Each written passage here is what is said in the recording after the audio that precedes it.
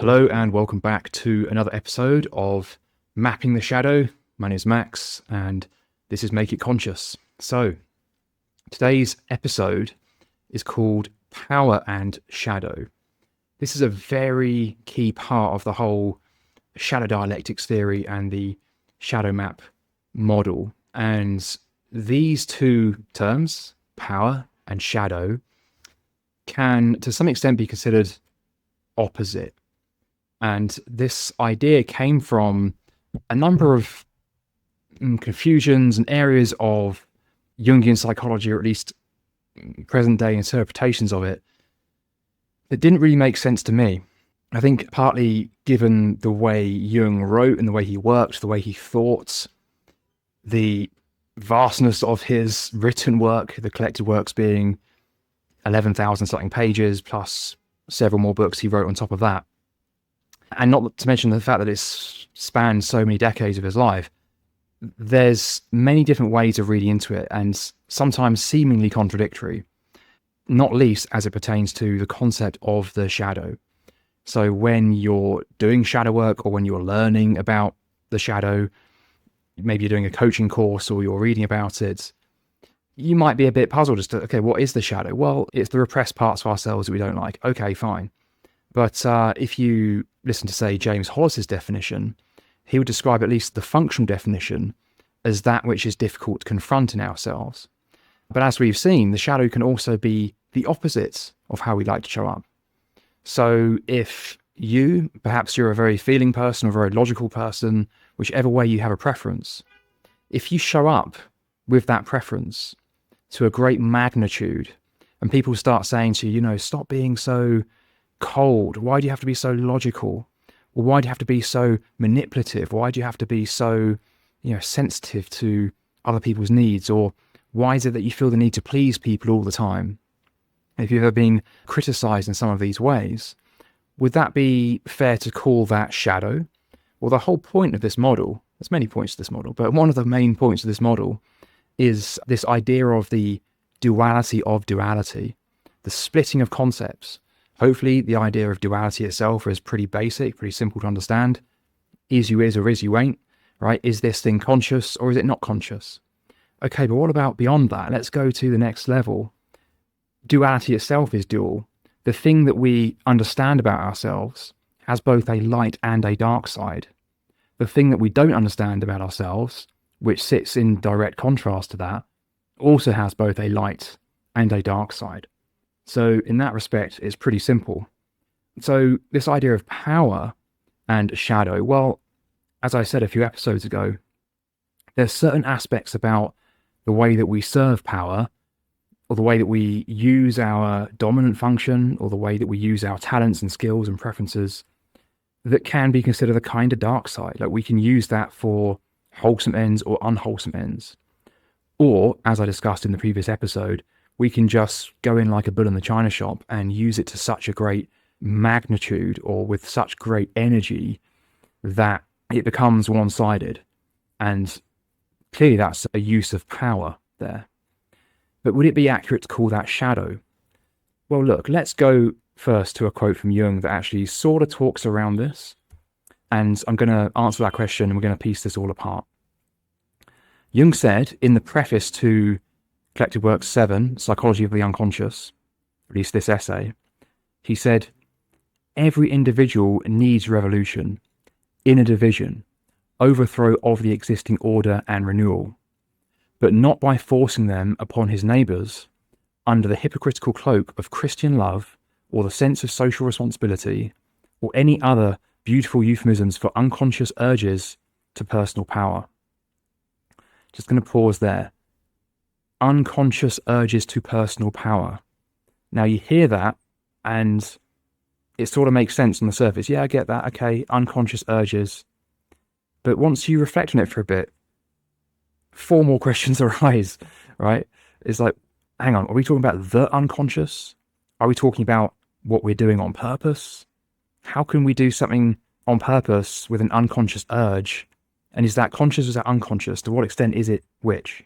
So it doesn't mean the unconscious in the sense that we usually hear it from Jung. He's not talking about the unconscious, like the personal unconscious or the collective unconscious. He's talking about unconscious urges to something. So why is there this desire for personal power?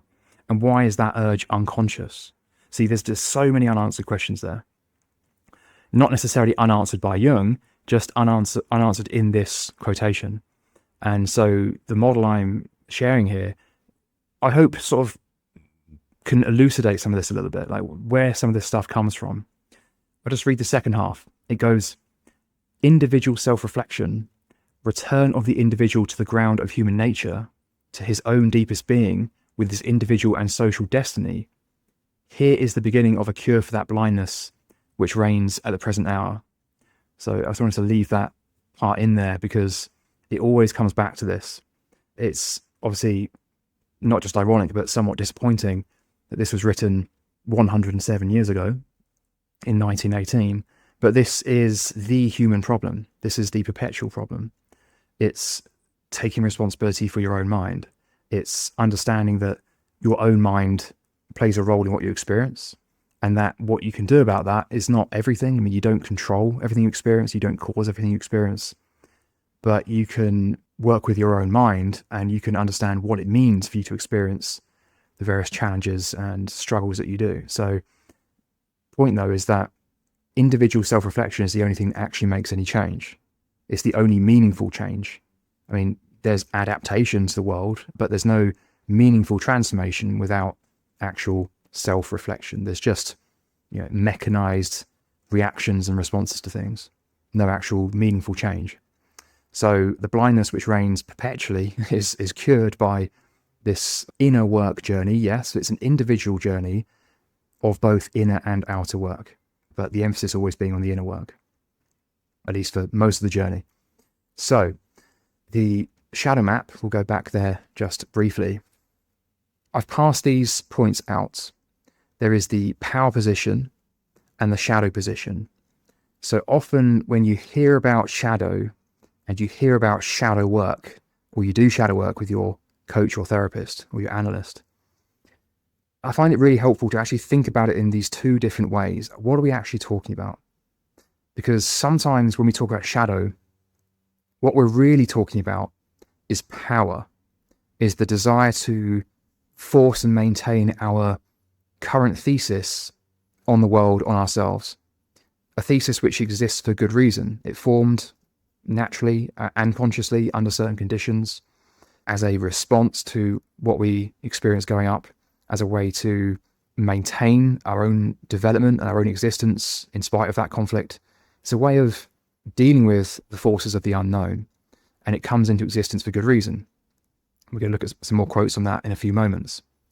But the insistence on that to the abolishment and the detriment of everything else is more like power oriented. So this is the point at which I refer to as the power position. And of course, there's a kind of unconscious urge there, because what tends to happen is even when that power position becomes completely one-sided and maybe even starts to insist upon itself, that's like another level of insistence, and we're going to talk about that in a future episode. There's nothing inherently evil about power itself, but this one-sidedness must find ways to justify itself. And so consciousness has a kind of memory of wholeness. This is something that Schelling talks about a lot. And so it must justify its movements in terms of what it knows. And so that produces these unconscious urges. It doesn't necessarily realize its lack of wholeness in pursuing power. And so it has to explain to itself, like, oh, I'm doing this because of Christian love. Oh, I'm doing this because of social justice. Oh, I'm just doing this to help you. Oh, I'm just doing this to be efficient. Whatever it is, we can pick out a random shadow map here. Like, oh, I'm just doing this because I'm spiritual, because I'm highly religious. So it becomes very absolutist, like my way is the right way. This is the absolute truth. It's not true spirituality. It can happen in terms of, this one I keep coming back to, very common, right? Kindness. Oh, I'm just doing this because I'm trying to be kind. What a perfect way to avoid the forces of the unconscious on the left side of the screen. If we just show up kind, right, then nothing can touch us, surely. Well, for many reasons, a kindness can be the perfect defense mechanism. But then again, so can efficiency, so can discipline, so can structure, so can severity as opposed to mercy, right? You might even think of these as like the sort of father and the mother forces in nature, or the pillars of severity and mercy in Kabbalah. But you take either of those sides to its extreme, and it becomes one-sided, it becomes corrupt. And it actually, curiously, also kind of becomes its opposite. Like severity becomes cruelty, which can also be a kind of passivity, like you're not taking the right kind of action. But likewise, passivity can most certainly be a form of cruelty, like not stepping in when you ought to. So you see this duality of duality really sort of helps us to think about a lot of these conflicts with a lot greater granularity and clarity. So let's move on to the next quote, which takes us a bit further. Jung, in Collected Works 8, said, "As we have seen, the inherent tendency of the psyche to split means, on the one hand, dissociation into multiple structural units, but on the other hand, the possibility of change and differentiation. It allows certain parts of the psychic structure to be singled out so that, by concentration of the will, they can be trained and brought to their maximum development." Right? So there's nothing wrong or inherently unwholesome with this process here. This has to happen. There has to be this division. Again, in Jung's words, this inherent tendency of the psyche to split. This might be one of the most important and interesting philosophical discussion points that there is. We have a mind, and it is the mind that's experiencing everything, all four modalities, whether it's our will, our emotion, intellect, physical sensation, our consciousness itself. We're experiencing all of this in the mind. And the thing we're trying to know through this is also the mind. The thing that is doing the knowing is also the thing that is coming to be known. Okay, where to go from there? Right, well, clearly there's this split, and this split is happening at all levels. It's like fractals. Everything is being split.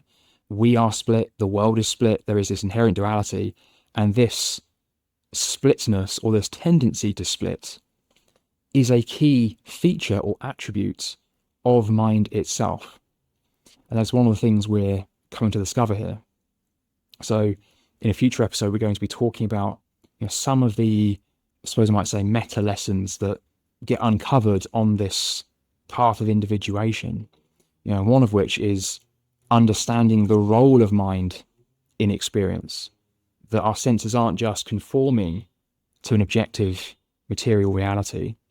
And there is a kind of threshold. There aren't many thresholds, but there is one. And I tend to think that this tends to happen during individuation. Like this might even be what sort of defines it. And it's this understanding of the role your own mind plays in your experience. There's many different ways we can look at this. There's many different ways you can frame it. But it's simply knowing that you're not just seeing a material world or an objective world. There is that. But there's actually this meeting between you and the mind. Sorry, there's a meeting between the world and your mind. So remember that Jung was heavily influenced by Immanuel Kant. And he was probably the lead thinker around this from recent years. Others have certainly talked about it, around it, right back to the earliest days of Western philosophy. This was in some form key to thought. Plato's world of forms sort of implies similar ideas to this. Like there's this world of experience and there's this underlying world of forms that contains like blueprints or essences of what there is.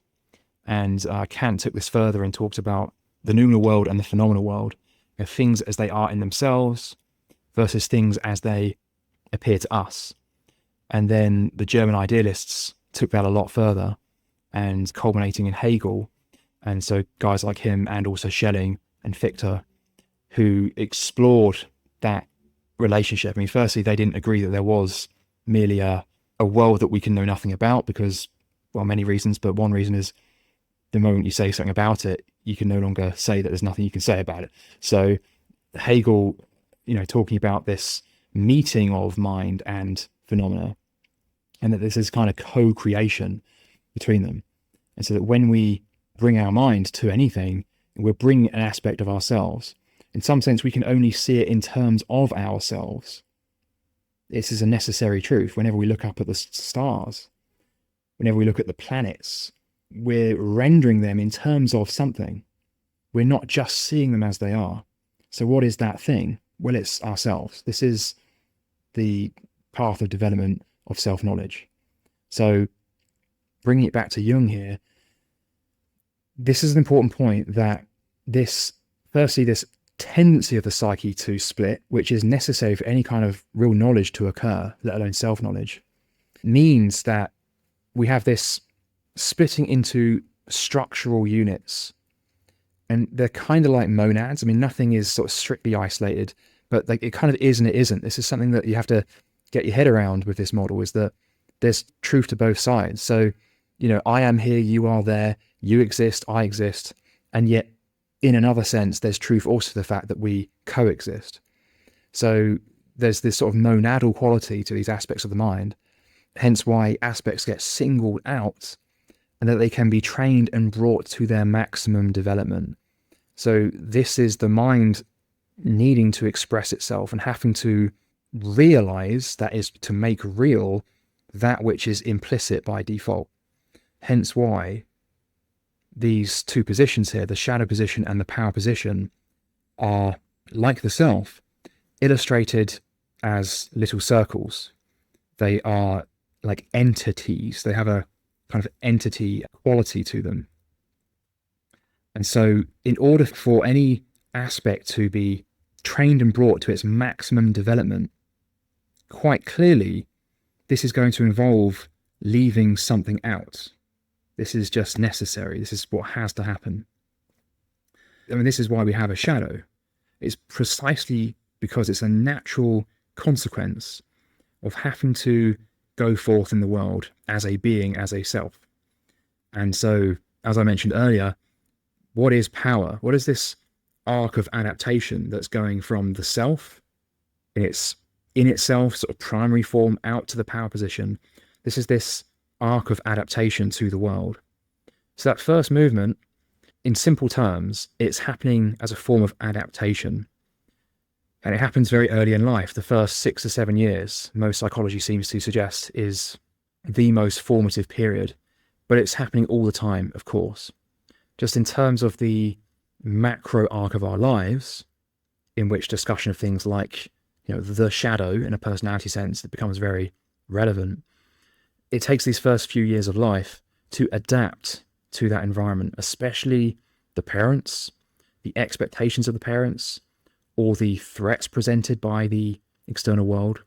So it's common for a child to either adapt the persona of one or both parents or the shadow of one or both parents. You can think about it in those quite simple terms. Like, which aspects of my parents did I take as my persona, how I show up, and which did I push into the shadow? Or perhaps more accurately, which did I adapt using my own personal power and personality? Which did I sort of form defenses against? If there was something about your parents that was unwholesome or malignant in some way, you might have developed certain strategies to deal with that and survive in the face of that. And survival can mean protection from them, or it can mean seeking love from them. It's often both. So that is why the shadow is created. This is shadow work 101, because in bringing anything to its maximum development, in the words of Jung, it must be singled out by concentration of the will, and that necessarily means other things left out. That which was originally implicit, aspects of that are taken out. It's split. It must split in order to know itself.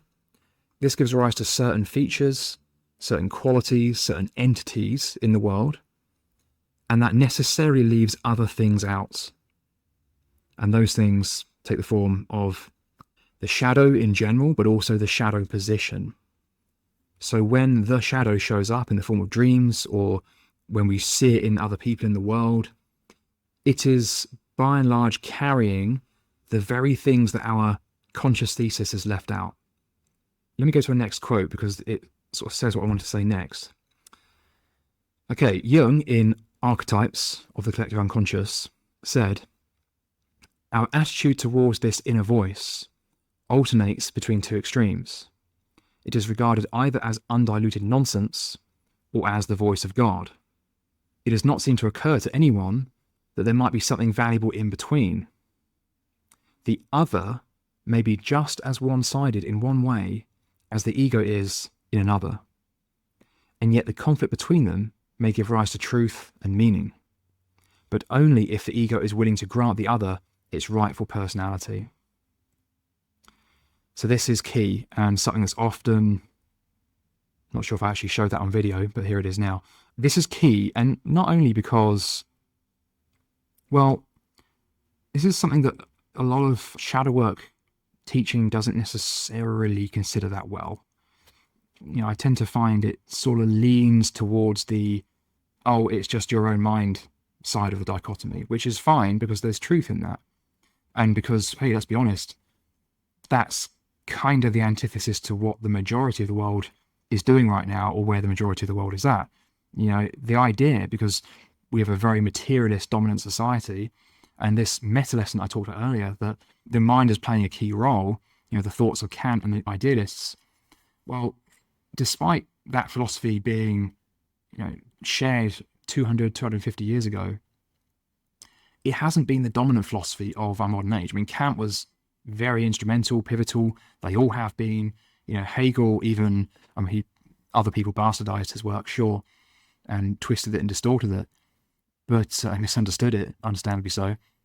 But at least he had an impact on many things in our world for the better. Like, I mean, the political system, despite its flaws, also takes some of the good influences from Hegel. You know, we have a left wing and a right wing, and if they can have it out, then in theory we'll find something approximate to truth in the middle, until that very system itself becomes one-sided and caricatural, and itself becomes a system of power.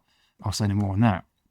And so it's understandable that these ideas haven't really made their way into mainstream thinking, even mainstream psychology. And understandably, the emphasis of most shadow work practice at the moment is very much on, oh, well, you know, just look at what your own mind is doing to cause your pain, or the abuse you've suffered, or why you keep getting stuck in these patterns. And that's all incredibly valuable and extremely important and valid. But of course, nothing in shadow work is one-sided, and there's a whole other side to it. And Hegel would have certainly agreed. He, for example, critiqued Stoicism, the ancient Greek philosophy of Stoicism, as merely being sort of inner and intellectual and not engaging with the world. And so for true freedom to unfold, it has to also engage with the world. And that means not denying the truths of the world, the abuses of the world, and the evil of the world. So the understanding of evil itself is also not only part of shadow work, but actually the natural logical conclusion of shadow work is actually being able to understand meaningfully and within yourself, you know, what evil actually is, and knowing it when you see it.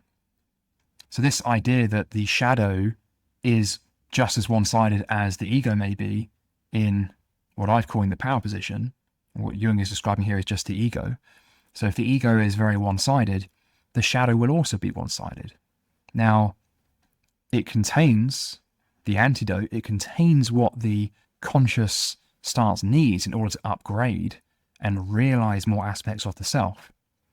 But the shadow position in itself is unwholesome because it necessarily does not include or account for what you have made conscious.